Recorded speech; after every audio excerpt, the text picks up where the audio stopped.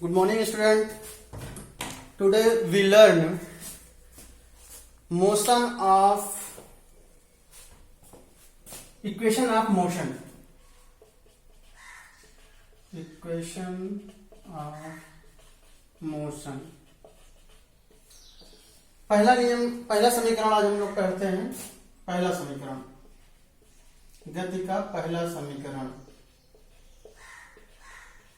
क्या है? हम इन समीकरणों को, पहला समीकरण, दूसरा समीकरण और तीसरा समीकरण, ये 3 वीडियो में कवर करेंगे और इसको 2 तरीके से हम लोग हल करने की कोशिश करेंगे. एक तो मैथमेटिकल तरीके से, दूसरा ग्राफ के तरीके से.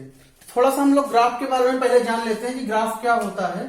ग्राफ एक्चुअली ऐसे होता है, इसे एक्स अक्ष कहते हैं और इसे वाई अक्ष कहते हैं. ठीक है. अब ये एक्स प्लस वाला होता है, इसे एक्स डैश कहते हैं. ये माइनस वाला होता है. ये वाई प्लस वाला होता है, ये वाई डैश होता है. ये माइनस वाला होता है. अगर इस बिंदु को हम ओरिजिन कहते हैं, मूल बिंदु जिसे कहते हैं, और इसको ओ से प्रदर्शित करते हैं, और इसका जो निर्देशांक होता है 0,0 होता है. ठीक है. मतलब एक्स पे भी 0, वाई पे भी 0. इस वाले को एक्स प्रेजेंट करते हैं और इस वाले को y प्रेजेंट करते हैं. मतलब ये हॉरिजेंटल प्रेजेंट करता है, ये वर्टिकल प्रेजेंट करता है. ठीक है.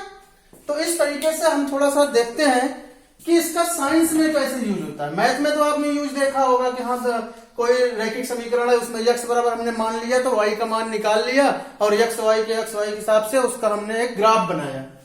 इसको देखो साइंस में यूज कैसे करते हैं, जरा समझने की कोशिश करो. अगर हम वेरिएबल पार्ट जो हमारे हाथ में नहीं है, जैसे मान लीजिए ये है, एक ये है, ये हमारा एक्स अक्ष है. एक्स अक्ष पे हम हमेशा टी लेते हैं. ठीक है. और ये वाई अक्ष है, वाई अक्ष पे हम ले रहे हैं पहले यस. एक समीकरण इस तरीके से देखते हैं. अगर हमारा कोई वस्तु पिंड यहां पर है और 0 स्थिति भी है, टाइम भी 0 है, दूरी भी 0 है, वहां से वो स्टार्ट करता है. हमने चलना स्टार्ट किया, हमने टाइम बढ़ाया, थोड़ा सा वो बढ़ा तो ये पॉइंट आया, फिर टाइम बढ़ाया, फिर वो बढ़ा तो ये पॉइंट आया, फिर टाइम बढ़ा तो दूरी बढ़ी, ये पॉइंट आया, फिर टाइम बढ़ा तो मतलब ये टाइम के साथ दूरी इसकी बढ़ती जा रही है, जिसको हम कुछ ऐसे, ठीक है, इस तरीके से हम डिनोट करते हैं. समझ में आया? सीधी एकदम रेखा बन जाती है. तो ये चीज संभव है. मगर जरा कल्पना करिए, क्या ये संभव है? ये अगर हमारी दूरी ऐसा है और ये टी है, तो मान लीजिए समय यहां पर t सेकंड में ये ऐसा कुछ हो जाए कि यहाँ ए पे भी उसी समय वस्तु रहे, बी पे भी रहे और सी पे भी रहे. क्या ये पॉसिबल है? तो भाई एक समय में एक ही वस्तु इतनी जगहों पर कहां उपस्थित हो सकती है? ये पॉसिबल नहीं है. ये चीज नहीं पॉसिबल है. ठीक है. दूसरा हम ये देखते हैं कि अगर एक ये हमारे पास हो और ऐसे करके थोड़ा सा स्टार्ट हो, धीरे धीरे ऐसे बढ़ जाए, मगर इधर हम टी बनाए और इधर वी बना दें, मतलब समय के साथ उसका वेग बढ़ता जाए. ये तो पॉसिबल है. समय के साथ पहली स्पीड उसकी हल्की थी, फिर हल्की थी, फिर तेज हुई, फिर तेज हुई, फिर तेज और तेज होती चली गई. तो समय के साथ ये स्पीड बढ़ती जाए, वेग बढ़ता जाए, तो ये पॉसिबल है. ये और ये दोनों पॉसिबल है. अब हम लोग ये देखते हैं कि पहला समीकरण क्या कहता है.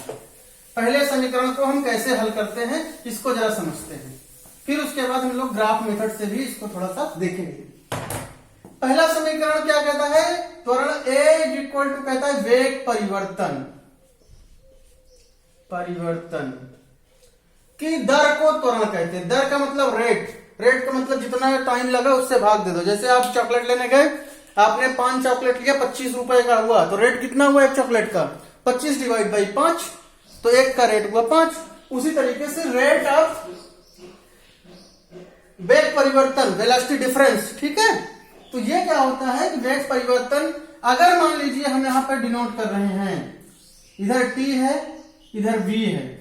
पहले शुरू में यहां पे 0 था वेग, थोड़ी देर बाद यहां पर u हुआ, फिर यहां पर वेग v हुआ. ठीक है. तो वेग परिवर्तन हुआ कितना? परिवर्तन ये वाला पॉइंट हुआ. ध्यान समझिएगा, कितना हुआ? v minus u. दर कितना हुआ? टाइम कितना लगा? t. तो वेग परिवर्तन की दर को v minus u upon t is equal to, ये क्रॉस मल्टीप्लिकेशन करेंगे तो ये क्या हो जाएगा? इधर 80 हो जाएगा बराबर v माइनस यू. तो v को अगर हम इधर रखते हैं और ये इधर आता है तो u प्लस ए टी। अब इसको हम अगर इस तरीके से लिख देते हैं थोड़ा सा अच्छा लगने लगे, तो v is equal to u plus a t, ये हमारा फार्मूला आ गया और इसे ही कहते हैं समीकरण। इसको समीकरण नंबर 2 रख लो, इसको समीकरण नंबर 1 रख लो, क्योंकि ये बहुत ज्यादा इंपॉर्टेंट है, इसको आगे चल के जरूरत पड़ेगी दूसरे समीकरणों में। ठीक है, ये जो हमारा v is equal to u plus a t, ये गति का समीकरण का पहला समीकरण हुआ।